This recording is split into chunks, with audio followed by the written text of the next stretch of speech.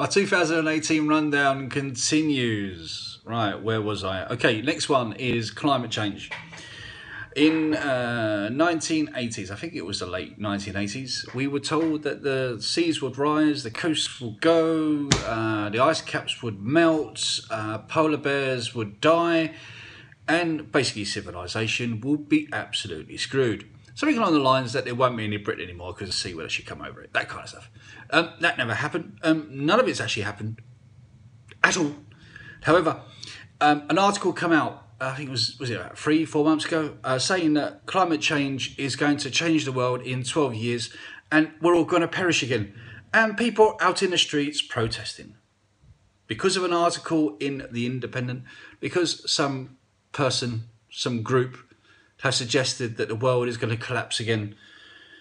People are out in the streets protesting. There's no actual evidence for any of this because all their climate models have failed. But yet, in 2018, they're still talking about the same old shit.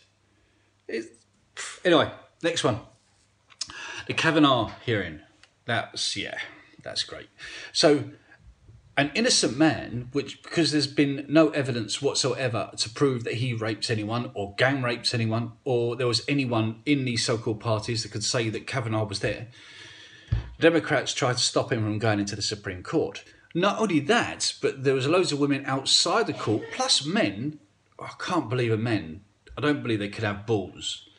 I reckon there's a lot of women in America that have more balls than the men that are actually at the court, banging on the door of the Supreme Court, saying that Kavanaugh should not go in the court, even though there was no evidence to prove that he is a rapist.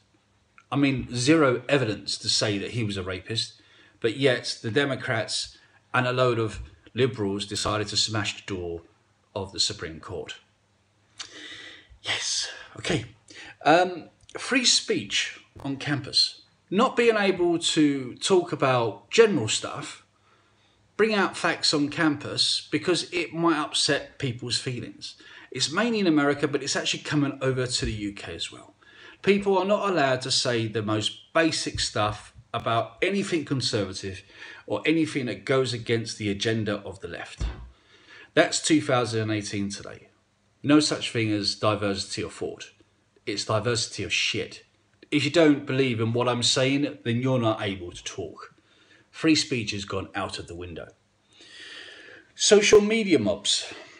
There has been comedians quite recently that have been ridiculed.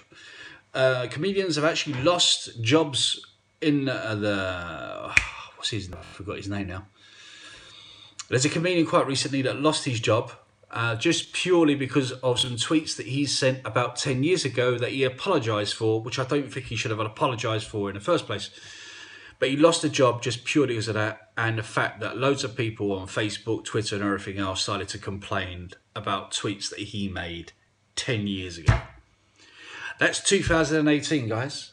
This is where we are. This is the insanity of what's happening today. The biggest insanity is the whole Trump-Russia collusion.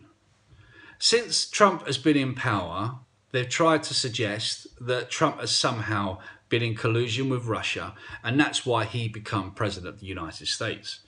Up to this point, there's been, I think they said it was about $5,000 worth of advertisement from Russians that's maybe trying to interfere with some kind of election doobery, but it has nothing to do whatsoever with Trump.